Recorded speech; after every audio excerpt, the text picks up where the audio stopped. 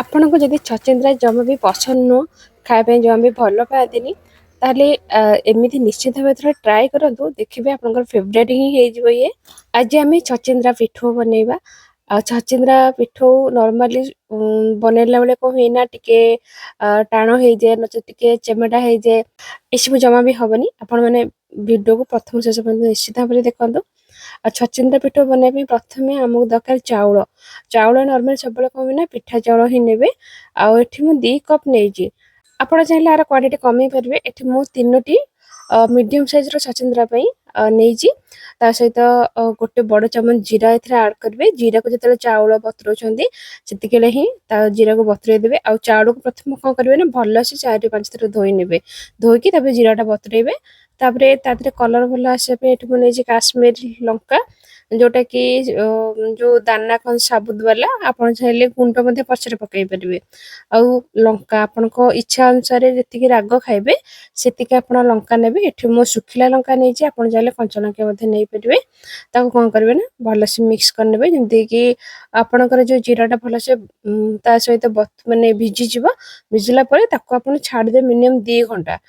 ଆପଣଙ୍କର ଚାଉଳଟା ଯେତେ ବଢ଼ିଆ ସେ ବତୁରିବ ନା ତା ମାନେ ଯୋଉ ଭଲସେ ସେତେ ବାଟି ହେବ, ମାନେ ଚିକଣ ହେଇକି ବାଟି ହେବ। ଆଉ ଏଠି ମୁଁ 3ଟି ମିଡ଼ିୟମ୍ ସାଇଜ୍‌ର କହିଥିଲି ନେଇଛି ଛଚିନ୍ଦ୍ରା।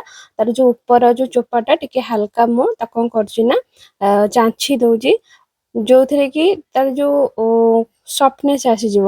କାହିଁକିନା ଉପର ଚୋପାଟା ଟିକେ ଟାଣ ଥାଏ ନା, ତେଣୁକରି ଆକୁ ଚାଞ୍ଚି ଦେଲେ ସଫ୍ଟନେସ୍ ଆସିବ। ତାପରେ ଆଉ କ'ଣ କରିବେ ନା ଭଲସେ ଆମେ ଧୋଇ ନେବା। ଧୋଇ ସାରିଲା ପରେ ଆପଣ ଚାହିଁଲେ ଲମ୍ବା ଲମ୍ବା ସାଇଜ୍‌ର ମଧ୍ୟ କାଟି ପାରିବେ, ନଚେତ୍ ତାକୁ ଗୋଲ ଗୋଲ ସ୍ଲାଇସ୍‌ରେ କାଟିବେ। ଆଉ ସ୍ଲାଇସ୍ ଗୁଡ଼ାକ ଏକଦମ ପତଳା କରିବେନି କିମ୍ବା ଏକଦମ ମୋଟା କରିବେନି। ଦେଖନ୍ତୁ ଏଇ ଟାଇପ୍‌ର ମିଡ଼ିୟମ୍ ଟାଇପ୍‌ର ହିଁ ରଖିବେ। ରଖିଲେ କ'ଣ ହବ ନା ପିଠଉଟା ଆପଣଙ୍କର ଖାଇବା ପାଇଁ ଭଲ ଲାଗିବ, ମୁସମୁସ ଟାଇପ୍‌ର ବି ମଧ୍ୟ ହବ। ଅଧିକ ମୋଟା କଲେ ନା ବ୍ୟାଟରଟା ଯୋଉ ଲାଗିବ କୋଦଳା ଟାଇପ୍, ମାନେ ଯୋଉ ପୁରା ଟିକେ ମୋଟା ଲାଗିବ। ଆଉ ପୁରା ଏକଦମ ପତଳା ହେଇଗଲେ ଖାଇବା ପାଇଁ ପାଟିକି ଜମା ଲାଗିବନି। ଆଉ ଆପଣ ଯଦି କ'ଣ କରିବେ ନା କରେଇରେ ଚାହୁଁଛନ୍ତି ତାହେଲେ କରେଇରେ ମଧ୍ୟ ସିଝେଇ ପାରିବେ। ଆଉ ମୁଁ ଚାହେଁ ସବୁବେଳେ କ'ଣ ହୁଏ ନା ସାଙ୍ଗେ ସାଙ୍ଗେ ଫଟାଫଟ ହେଇଯାଉ, ଗ୍ୟାସ୍ ବି ବଞ୍ଚିବ ଆଉ ଟାଇମ୍ ବି ବଞ୍ଚିବ। ତେଣୁକରି ସେଥିରେ ମୁଁ କ'ଣ କରିଛି ନା ଗୋଟେ ପ୍ରେସର କୁକର୍‌ରେ 1 କପ୍ ପାଣି, ସ୍ୱାଦ ଅନୁସାରେ ଲୁଣ ଆଉ ହଳଦୀ ପାଉଡର 1/4 ଚାମଚ ଦେଇକି ତାକୁ ଆମେ ସିଟି ଦେଇଦେବା। ବେଶୀ ସିଟି ଦେବେନି, ହାର୍ଡଲି 2ଟା ସିଟି ହିଁ ଦେବେ। ଆଉ ଯେତେବେଳେ ସିଟି ଦେଇ ସାରିଛନ୍ତି ନା ସାଙ୍ଗେ ସାଙ୍ଗେ ତାର ପ୍ରେସରଟା କାଢ଼ି ନେବେ। ନଚେତ୍ କ'ଣ ହବ ନା ଏକଦମ ପୁରା ସିଝିଯିବ। ଏକଦମ ସିଝିଗଲେ ଖାଇବା ପାଇଁ ଭଲ ଲାଗିବନି। ମିନିମମ୍ 80% ସିଝିବା ଦରକାର। ମୁଁ ପ୍ରେସର କାଢ଼ିଦେଇଛି। ଦେଖନ୍ତୁ ମାନେ ଆପଣଙ୍କର ବଢ଼ିଆ ସେ ସିଝି ଯାଇଛି। ମାନେ 80% ପାଖାପାଖି, ଯୋଉଗୁଡ଼ା ପତଳା ପୁରା ଟିକେ ହାଇରେ ସିଝି ଯାଇଛି, କିନ୍ତୁ ନହେଲେ ଆଉ ସବୁଗୁଡ଼ା 80% ସିଝିଛି। ଏବେ ଆମେ କ'ଣ କରିବା ନା ଆକୁ ଛାଣିକିରି ରଖିଦେବା, ଟିକେ ଜଷ୍ଟ ଥଣ୍ଡା ହେବା ପାଇଁ ଆକୁ ଛାଣିଦେବା। ଏବେ ଆମେ ନୁହଁ ଗୋଟେ ମିଡ଼ିୟମ୍ ସାଇଜ୍‌ର ପିଆଜ, ତା ସହିତ 8ରୁ 10 କୋଲା ରସୁଣ, 3 ଇଞ୍ଚ ପାଖାପାଖି ଅଦା, ଆକୁ କ'ଣ କରିବା ନା ଯୋଉ ଚାଉଳଟା ଆମେ ବତୁରେଇକି ରଖିଥିଲେ ଆମେ ତ ଅଲରେଡ଼ି ଧୋଇ ଦେଇଛେ, ତାକୁ କେବଳ ଗ୍ରାଇଣ୍ଡର ଜାର୍‌ରେ ଆଡ୍ କରିକି 1 କପ୍ ପାଣି ଏଥିରେ ଆପଣ ଆଡ୍ କରିବେ। ଆଡ୍ କରିକି ତାକୁ ଏକଦମ ପୁରା ସ୍ମୁଥ୍ ପେଷ୍ଟ ବନେଇଦେବେ। ଏକଦମ ପତଳା କରିବେନି କି ଏକଦମ ବହଳିଆ କରିବେନି। ଆପଣ ଦେଖିପାରୁଥିବେ ଏଇ ଟାଇପ୍‌ର ହିଁ ତାକୁ ଆପଣ ପୁରା ତିଖଲ କରିକି ବାଟିବେ। ଆଉ ଖଦଡ଼ା ଜମା ବି ରଖିବେନି, ଖଦଡ଼ା ରଖିଲେ ଚାଉଳିଆ ଲାଗିବ।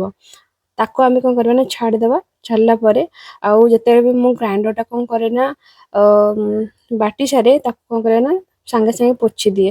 କାହିଁକିନା ଆମେ ନର୍ମାଲି କେତେବେଳେ ପିଆଜ ରସୁଣ ବାଟିଦେଉ, ଆଉ ଆମର ଓଷା ବ୍ରତ ମାନଙ୍କରେ ନା ହଠାତ୍ କେତେବେଳେ ଆମର ମନେ ହିଁ ପଡ଼େନି ଗ୍ରାଇଣ୍ଡର ପୋଛିବା ପାଇଁ। ତେଣୁକରି ଯେତେବେଳେ ବି ଆପଣ ଗ୍ରାଇଣ୍ଡିଙ୍ଗ କରୁଛନ୍ତି ସାଙ୍ଗେ ସାଙ୍ଗେ କରିବେ ନା ଭଲସେ ପୋଛି ନେଇକି ତାକୁ ଥୋଇଦେବେ। ଆଉ କପଡ଼ା ଏମିତି ଦେଇଦେଲେ ନା ତା ଭିତରେ ଜମା ବି ଡଷ୍ଟ ବା ପଶେନି। ଆଉ ଏଥିରୁ କିଛି ମୁଁ କ'ଣ କରିଛି ନା ଅଧେ ବ୍ୟାଟରକୁ ଗୋଟେ ଜାଗାରେ କାଢ଼ି ନେଇଛି। କାହିଁକିନା ମୁଁ କମ୍ କ୍ୱାଣ୍ଟିଟିର କରିବି, ତେଣୁକରି ମୁଁ କମ୍ କ୍ୱାଣ୍ଟିଟିର ହିଁ ନେଇଛି। ଚାଉଳ ବ୍ୟାଟରଟା ନେଇଛି, ଆଉ ସ୍ୱାଦ ଅନୁସାରେ ଲୁଣ, ତା ସହିତ ହଳଦୀ ପାଉଡର ଆଡ୍ କରିଛି। ଲୁଣଟା ଦେଖିକି ନେବେ, କାହିଁକିନା ଆମେ ଅଲରେଡ଼ି କ'ଣ କରିଛେ ନା ଛଚିନ୍ଦ୍ରାରେ ଲୁଣ ପକେଇଛେ, ତେଣୁକରି ଲୁଣ ଦେଖିକି ନେବେ, ନଚେତ୍ ଲୁଣିଆ ହେଇଯିବ।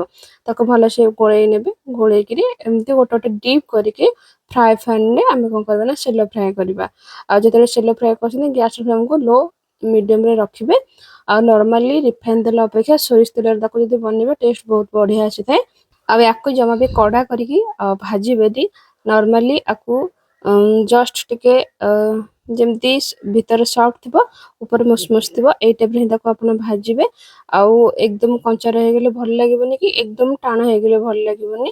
କଞ୍ଚା ରହିଲେ ତ ଟିକେ ଯେମିତି ଜବା ଟାଇପ୍ର ଲାଗିବ ଖାଇବା ପାଇଁ।